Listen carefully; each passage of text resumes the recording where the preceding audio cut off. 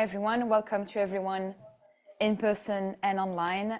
So my name is Noelie Prost, and today we're going to talk about 3Cs in game design specifically and what it means in a video game development. Quick disclaimer, I'm French and stressed, so I'm going to mumble my word. I'm going to bug. If that happens, no worries, it's because I'm looking for the translation of a translation of a translation. So if that happens, apologies in advance. Right, so let's dive right into it. Quick introduction to explain a bit more what this talk is supposedly, hopefully will do. So this lecture is for you to understand better what the 3Cs are. So when I say 3Cs or 3C throughout the entire lecture, I'm meaning character, camera, control. And then we'll talk a bit more about what it is to be a 3C game designer. This hopefully will also train a bit your eye to 3Cs in video games because they're quite, and we'll see in this presentation, they're quite an invisible work. So hopefully through a lot of game examples that will train your eye and make you think about it. And now when you play video games after this lecture, hopefully you'll see, oh, this is a 3C work. Oh, this is why this game feels good, all of that. So who am I? So this is the quick slide to explain why I'm here and justify why I'm talking to you today. That's my mom's cat, Monsieur Sardine. I had to put it in there. So I have been a game designer, for roughly 6 years. I got my first job, I think a month after I turned 21. I have worked on Mario plus Rabbids Sparks of Hope, which is a Switch game, kind of collaboration between the Rabbids of Ubisoft and Mario. So it was in collaboration with Nintendo. That was at Ubisoft Milan, and I worked roughly like 4 or 5 years on it. So I did the first game from conception to finish, and then I worked on 2.5, let's say, of all of the DLCs. And currently, I'm a senior core gameplay designer, which is a fancy word to say that I do 3Cs, on the sequel to Alien Isolation at Creative Assembly. So let's go back to, let's kind of separate this talk a bit. So this talk is separated in 2 parts. The first one would be on the 3Cs, so what they are. We're going to see a lot of examples and why they are so important. So each 3 is going to be divided into 3 game examples. And then in the smaller second part, we're going to see the role of a 3C designer. So what is our place in the production? Who are we? How do we become one? What do we do? All of that. Right, so part 1, that's going to be the one where I explain in detail each of the Cs individually. So each of the Cs is going to have a quick slide explaining what they are, and then we're going to go through 3 game examples that are quite different. So that way you can understand, for example, if we talk about control, what can control mean in 3 very different examples of games. So let's dive right into our first C, which would be character. So what is the character?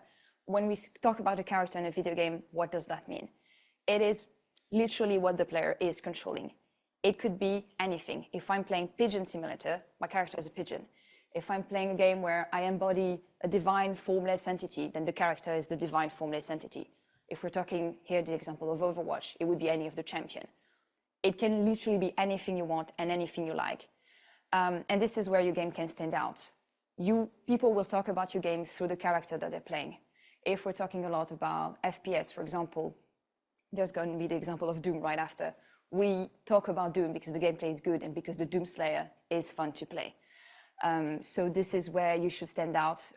You can have maybe the same controls or the same camera as another game, but having the same character will not work. And then character also means the abilities. So this is how your character interacts with the world you build them in. So if we, again, take the example of Overwatch, I'm playing a champion, all of the fighting abilities, they still are part of the C of character. So we'll see some examples about that, but abilities are what links the player to the character and vice versa. I am playing the character through the abilities that he has, and the character is linked to me through the abilities that he has. Abilities doesn't have to be combat, it can be I can open a door. That is an ability, that is an interaction. Because the character can open a door, it is part of its scene character and therefore ability.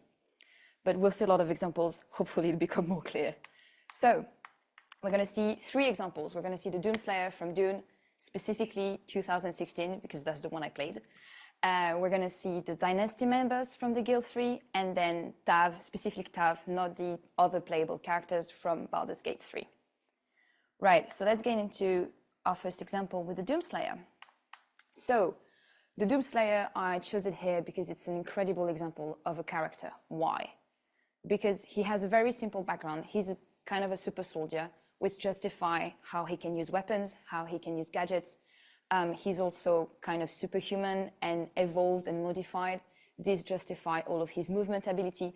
He runs very fast. He can jump quite high. He's very strong. And then the fact that he's very brutal and barely human anymore justify the fact that he has a chainsaw. He can rip open a skull. So yeah, the Doomslayer, I chose it as a very first example because he is an extremely good character. He has a very deep lore. When I was doing my research, I saw on Wikipedia that he was a human from medieval time. He got kidnapped by aliens. There's a princess in there. There's a lot of politics, but you don't care. He's fun to play. He rips skulls open. If you care about the lore, there is one, but you don't need it. And that's what makes it a very cool character. You're not asking yourself, oh, he can crack open a skull. It doesn't make sense with his character. Why should I be able to do that? If you don't ask yourself questions, it means that it's very well-rounded and it's justified. So that's why I think it's a very cool character. Second example, a bit quite different, is going to be the Dynasty members from the Guild 3. So the Guild 3 is a simulation strategy game set in medieval times. Why did I choose this? Because here you don't have one character, you have technically three. So you have your dynasty, which is your family, and you can choose three people from this dynasty to completely control, They have a skill tree, they have skill points, but you can control all three of them.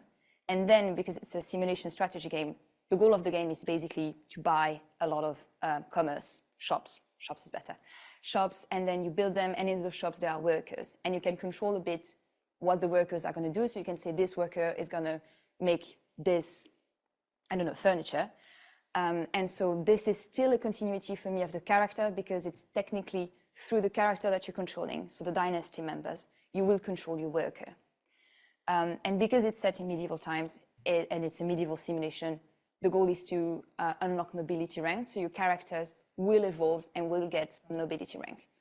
So why I chose this as an example for character is that here, because of the genre of the game, it has been made a choice that you don't really care about them.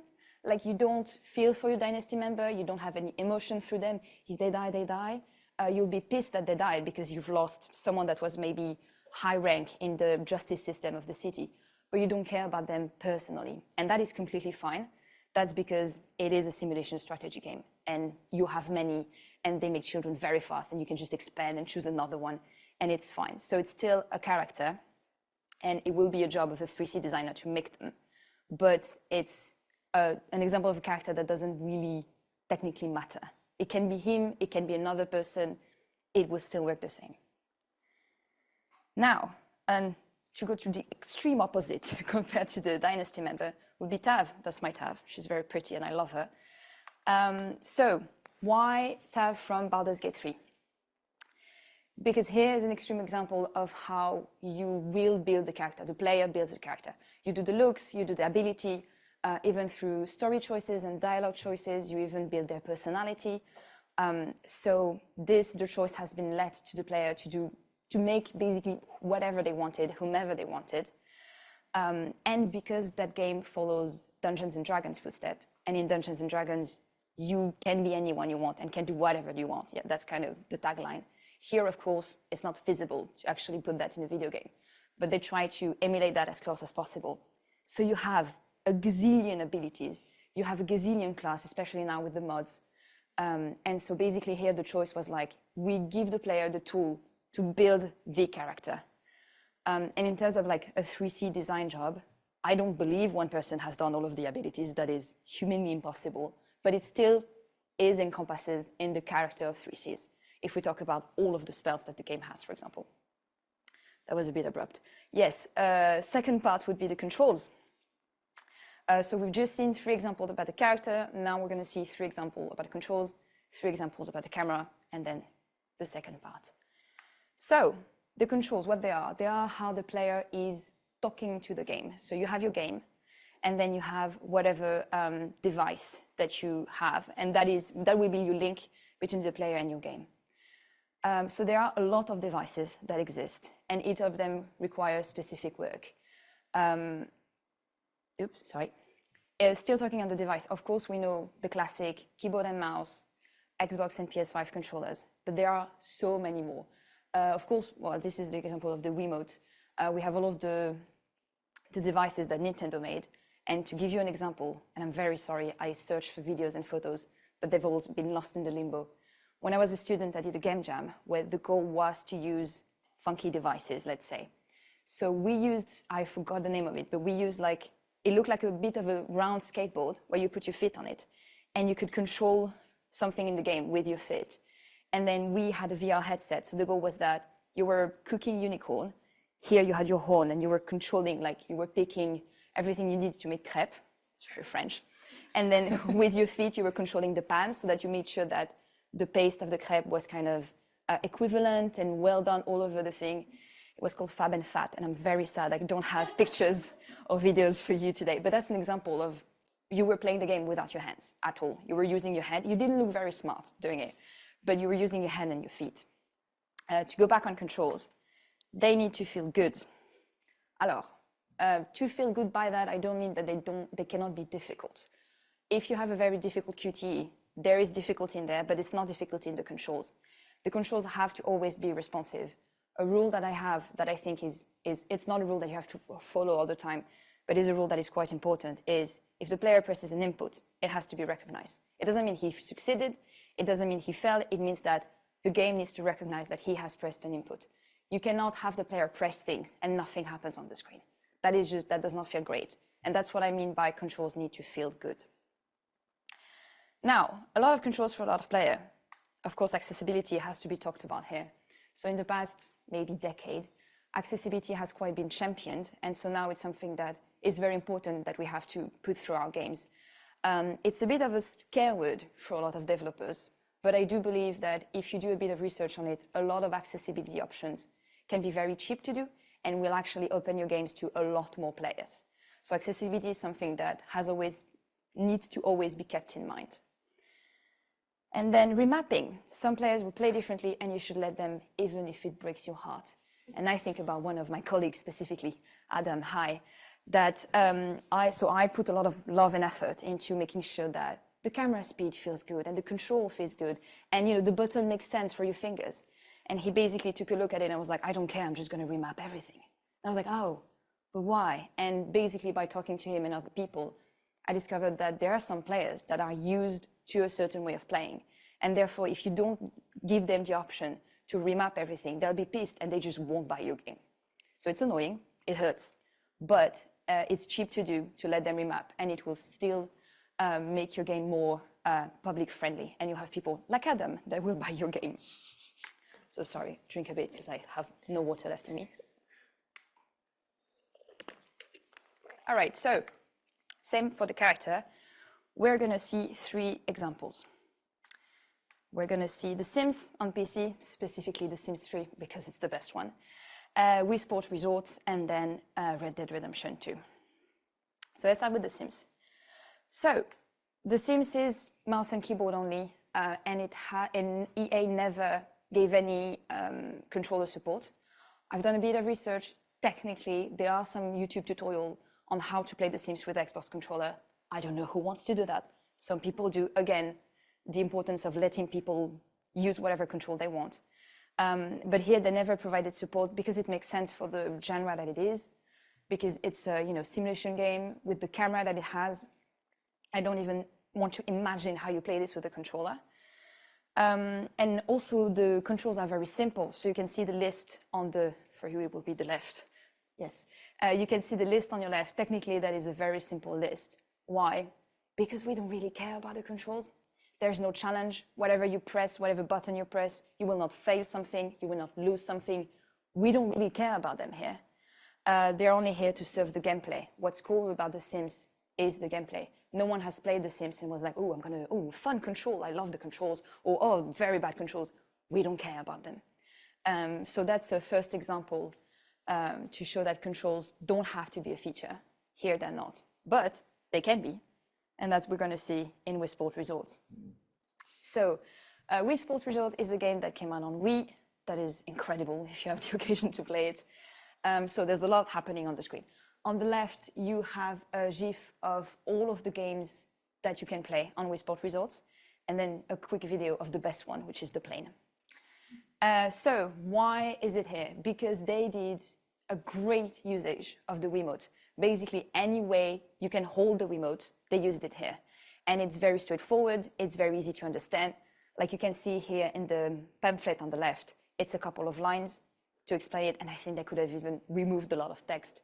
It's just easy to explain, easy movement, it's very visual learning.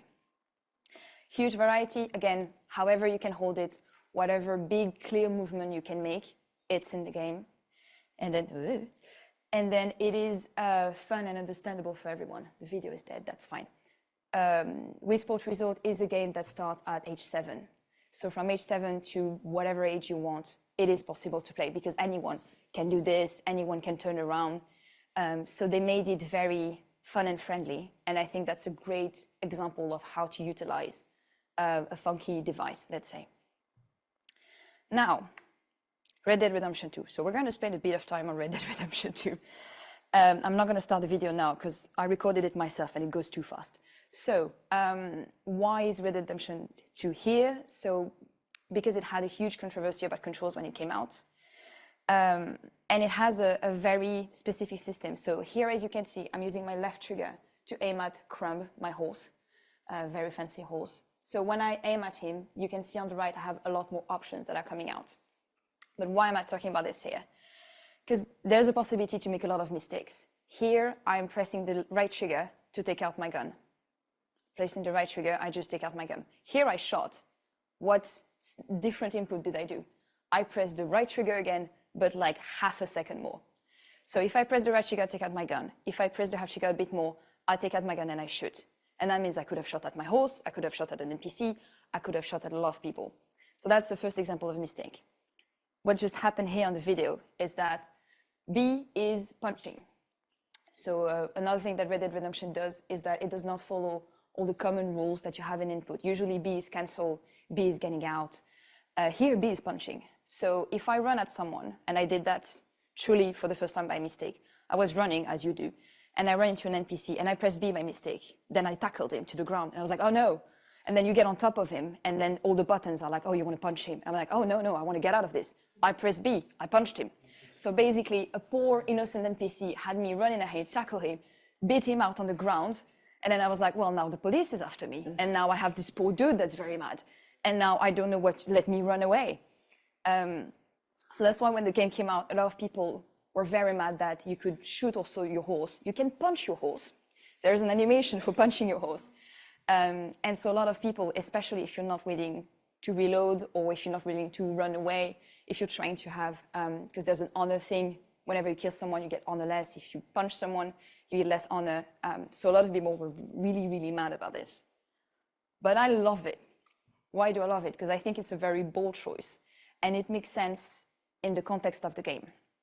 That game is not realistic, of course, because you're a cowboy and everything, but it has a lot of realistic aspects to it. For example, a lot of the animations are very slow, they're very realistic, they're very crafted. So here, because the NPC are so reactive, it's really a choice to tell the player, these are the controls. B is always punching in the game. It doesn't match the other games you've played before, but in the game, it is consistent. So here, yeah, it fits the semi-realistic of the game. It fits the fact that all of the NPCs are very reactive. So the first time you will shoot people and you will punch people by mistake. But I think they meant it as really part of the experience. I personally love it, and I think it fits within what the game is, and it's an incredible game. So that's an example of how button mapping specifically can completely change and influence a player's experience. So be careful with them. Now, we're on to our third part of the 3 C's. We're going to do the same thing with camera. So a slide to talk a bit about the camera and then 3 examples. So camera, what it is, it defines the genre. People will describe your game through the types of camera that you are using. Not everyone knows what's a top-down, a first person, a side view, etc. But a lot of people do. And so if I'm selling my game, if I'm playing a game that I love and I want my friend to play it with me, I will tell him what type of camera it is because it gives an immediate visual of what the game is. And of course, each genre has its favorite. Of course, the top-down and first person is good for shooters. You're rarely going to have a strategy game in first person. It probably exists, but it would feel odd. So yeah, each genre of game has its favorites. And then what's the goal of the camera? To me, the camera is here to give life to the game and give life to what is happening. Not all genre will use it, but a lot of them. So if we're talking, for example, about, then we'll see it in the examples, but if we're talking about first person, the camera will follow your player, it will adapt to its movement, it will make you feel what the player is feeling. If you're running very fast, it will move very fast. So yeah, the camera is one of your best tools for player immersion. Like the camera is the best tool, I would say, even for player immersion. Oh, the heart was completely moved. So it should react to everything that is happening, and that's why camera shakes with the heart next to the camera shakes is your best tool. I love camera shakes. I will never shut up about camera shakes. If you have a game where you want the player to feel what your character is feeling, that's what you want to use. All right, so let's see some examples. So we're going to see 3. The first one will be the Mario plus Rabbids Sparks of Hope, which is the game I gave almost 5 years of my life to. Then we'll see Mirror's Edge, which is incredible. Play Mirror's Edge. And finally, Ori and the Blind Forest. Right, so let's start with Mario plus Rabbids Sparks of Hope. So why is it here? So it's a game that's separated in 2. You have an exploration part, and then you have a combat part. We're only going to talk about the exploration part here. The exploration part has more than 30 cameras. I didn't work on them. My game director did, and I saw all the work that he put in, and it's kind of crazy how many different cameras you have. Because when you talk to someone, when you interact with something, you have a zoom camera, and then the camera blends back out to your third-person camera. Here, we're going to go inside, and you're going to see that the camera inside is different. It's way more zoomed out. Basically, here, the camera was a great tool to adapt to the level design. So we won't have the video here, but there's a moment where you go down a huge stair like this with your character. And what happens is that the camera blends into a side view to follow your character going around that like 3D tunnel. So yeah, and also in that game, here you have 2 characters, but sometimes you can have up to 4 that are following the character that you're controlling. So making sure that in all the cameras, all the 4 characters are visible, it's clear, they cannot run into each other too much, that was very tricky. So this is, I chose this as a first example because this is an example of a very, to my eyes, a very complex third-person camera with a lot of little funky cameras to aid the level design and really adapt to the game. So yeah, so that would be our first example. Now, Mirror's Edge. So Mirror's Edge is a first-person camera, which means that it's very immersive. As you can see, it moves a lot. It moves a lot. There's a lot of effects. There's camera shake, there's blurriness, there is speed lines when you're running very fast. So this is an example of a camera that gives life to the player, and it makes you feel fast. It has great, incredible blend and parkour camera, which means that every time you do a parkour thing, so you climb on something, you grab something, it has something called an animated camera. So that's the work that you would do with animators, which is the camera movement while you parkour, and then it has to blend back into the normal first-person camera. And here, because the blending and the animated camera is really, really good, it feels like you're her. Every movement that she does, every time she runs, every time she jumps, every time she gets hit by something, the camera is in constant movement. And it makes sense because it's a game about parkour, and it is a game where she's basically running away from people most of the time. So you want to feel the stress and the tension and the dynamism of the camera. So this is a really cool example of an incredible first-person camera. Yeah, and an extra thing is that in that game you have an extra input, which makes your camera completely do a 180. They put that in the game because when you're parkouring, you want to jump 180, jump again. And that is, I think, a very cool extra camera trick that they put in. Because if you had to turn manually 180 every time, it would feel a bit clunky.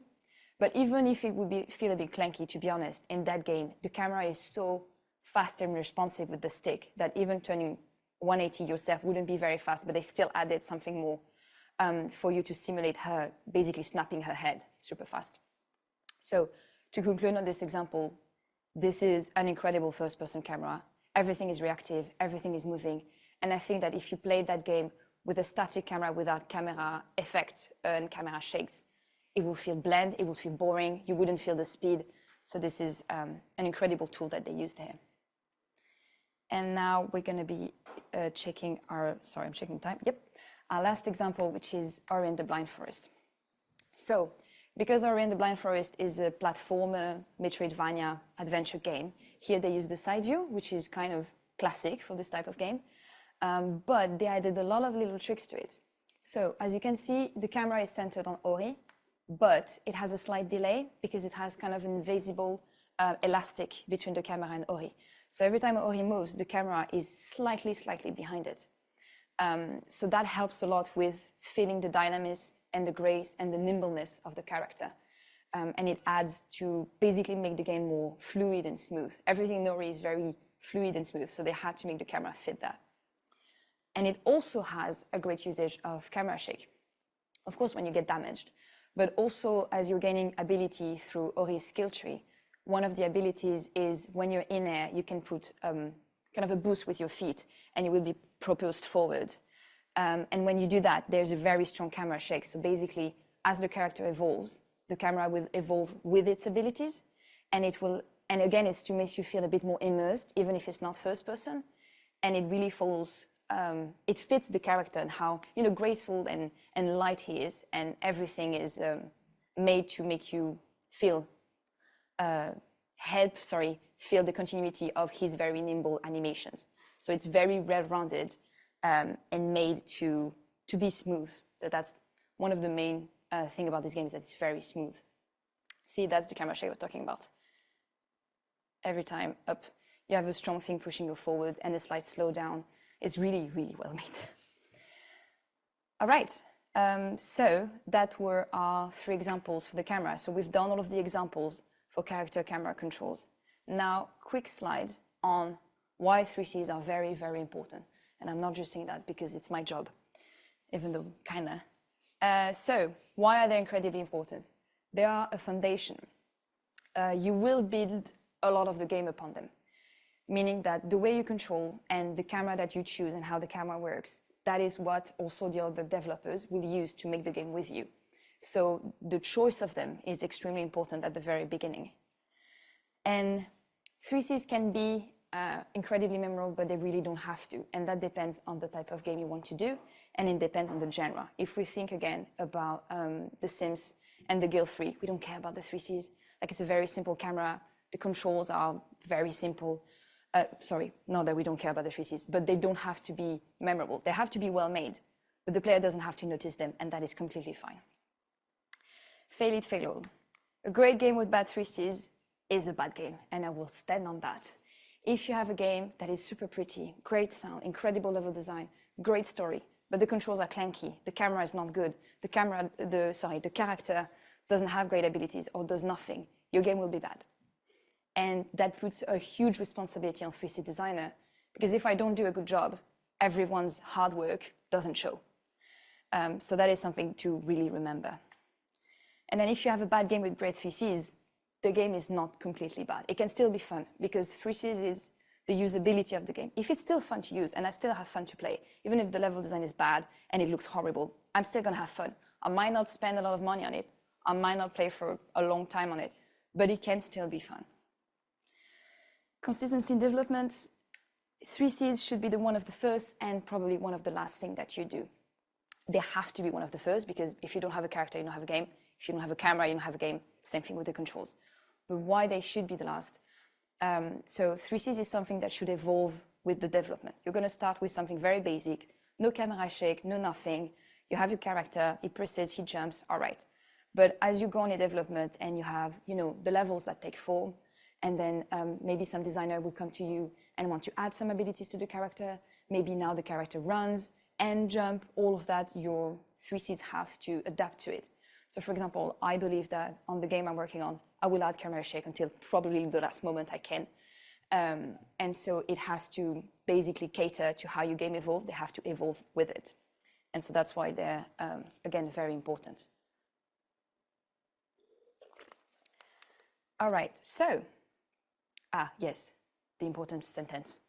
So 3Cs are the player's gateway to your game. They're basically the layer between the human and your game. And if that layer is not good, then they cannot reach fully and they cannot utilize the potential of your game as it should be played. They are what the player sees, touches, do. It's basically the bridge to your game, if to use another expression. Right, so part 2. So this part is a bit smaller, because I'm checking the time, yes. This part is a bit smaller. Shroomies is a game jam I did with some friends, just for context. We're going to talk about the role of a 3C designer specifically. So again, who we are, what do we do, and where do we fit into a production. So let's start with the team size. Team size will decide your role. That is quite important. Most games do not have enough for a person full-time. On the game I am in, even though we're not a huge team, but we're not a small one, I still do other design. If I did only 3Cs, half of the time, honestly, I would have nothing to do. So it is a specialty, but like any designers know, it's rare that you would do only your specialty, specifically 3Cs. An AI designer can do only AI, but the 3C designer can do only 3Cs if the game is huge. So yeah, like I was saying, the smaller the team, the less they will need you, and that's for any specialist. For example, a small team would never want me because I focused on 3C design for so long. My level, let's say, in other type of design is maybe not as great, specifically for my years of experience. So small teams would not want something like me. Small teams would want someone that is a bit more, that can do a bit more of everything a bit better. But big teams love me because especially if you take something like Red Dead Redemption, I do not want to know how many hours the 3C designers spend specifically on the camera and controls, because you can be first person and third person, it's mental. But yeah, if you talk about a huge production with hundreds of people, they might even need multiple 3C designers. So that's why you will be very precious to them, especially if you have a lot of experience in that specialization. And regardless, there will always be 3Cs to do. There is not a single game that doesn't have 3Cs. Technically, all the games have 3Cs. So regardless of the team size, if you want to do them, you can. You will just not spend your entire time on it. Now, what does a 3C designer do? 3C design. We do 3Cs. So what does that mean? We design and we tweak character abilities and movements. We make and tweak all the cameras, and then we do all the input mappings and the tweak that comes with all the supported devices. So why do I say special love for controllers here? Is that if I have a week to work on the controls of the game, that is mouse and keyboard, Xbox and PS5 controllers, I'm going to spend 2 hours on mouse and keyboard, and the rest of the week losing my mind on the controllers. They're very fun to tweak, but there is a lot you can do with them. You can do all of the speed curves for the tweaks, for the sticks. You can work on the dead zones. You can work on how much you want to press the trigger in order to trigger something in the game. And that's without even speaking about the haptics, the rumble, everything that some controllers have some specific things about that. So thinking about the haptics for the PS5 controller, that is a lot more work than anyone would think. So that's something to keep in mind while you're trying to organize yourself for how long you want to spend on each controller. And then what do we do also? I think for me, we are the biggest players advocate. So artists will want the game to look great. Sound designer, we want the game to sound great. I want to make sure that the player can enjoy the game and doesn't have any frustration playing the game. That is my main goal. And to do that, I need to collaborate with literally every department to make sure that the way I do my controls and my cameras still fits with what they want. So if I'm thinking of environmental artists, or level designer, or animators, I need to make sure that my character, for example, is not too small or too big for the environment that I built. I need to make sure the metrics are good. And I think that's my last point. Yes. Player metrics are extremely important, and that's when you're going to talk to all of the other departments. What do I mean by player metrics? I mean, of course, how tall they are and how big they are and the player capsule and everything, but also how fast am I walking? How fast am I running? How fast can I jump? How high? How long? If I'm parkouring, if I'm flying, or if I'm using something, how long does it take me to do all of these things?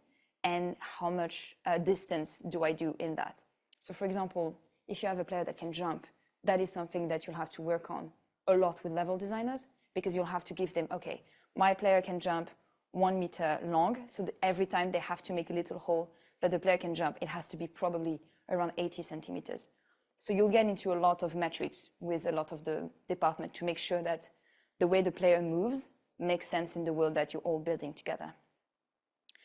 Now, who do we work with? As I've just said, literally everyone. I don't think there's a singular department on my team I haven't worked with, except maybe brand, because they're doing communication and I don't. But that's probably the only department that I haven't worked with. But out of the department that you're going to work with, 3 are the main ones. That's going to be gameplay programmers. You have to be very nice to them, because they're going to be the one making all of your feature, and you're going to be very annoying, because they're going to make a feature and be like, hey, actually, I need these speed curves exposed, and actually, can you expose it not that way? I told you that way, but actually, I don't like it. Can you expose the speed curves more like that? Can you expose the metrics? So be nice to them, because they're going to be the one exposing everything that you need. Then you have level designers, because again, they're going to be your mortal enemies or your best friend for the metrics. So you have to also be nice to them to make sure that the world they build fit with the metrics that you have for your player.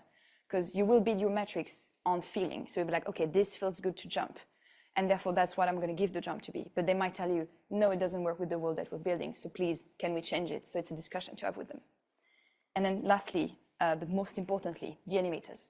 You have to be absolutely besties with the animators on your team, especially if you're making a game in first person.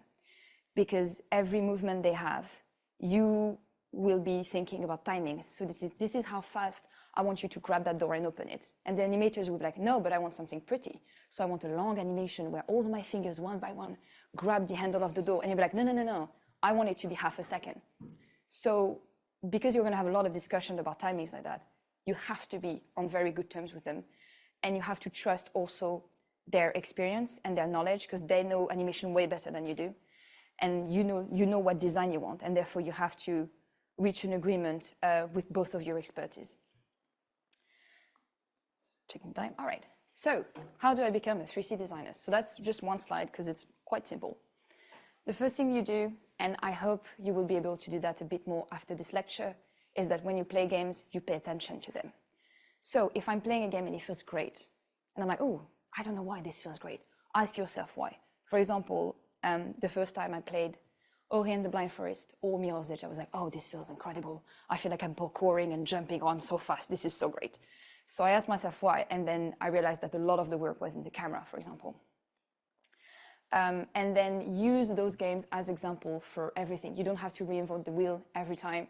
But if I want to, again, make a first-person game, I will think about Mirror's Edge, and I will analyze Mirror's Edge.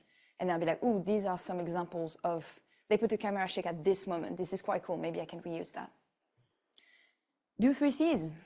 That's quite straightforward, but it is true. Meaning that regardless of the project that you're working on, do test on your own, propose to do the 3Cs, try to work on it. And again, every game will need them. So if you're the one that wants absolutely to do them, you can put yourself forward. And that is how you will learn about them, is every time that you do 3Cs, you'll gain a bit more experience. Also try to do 3Cs on different games.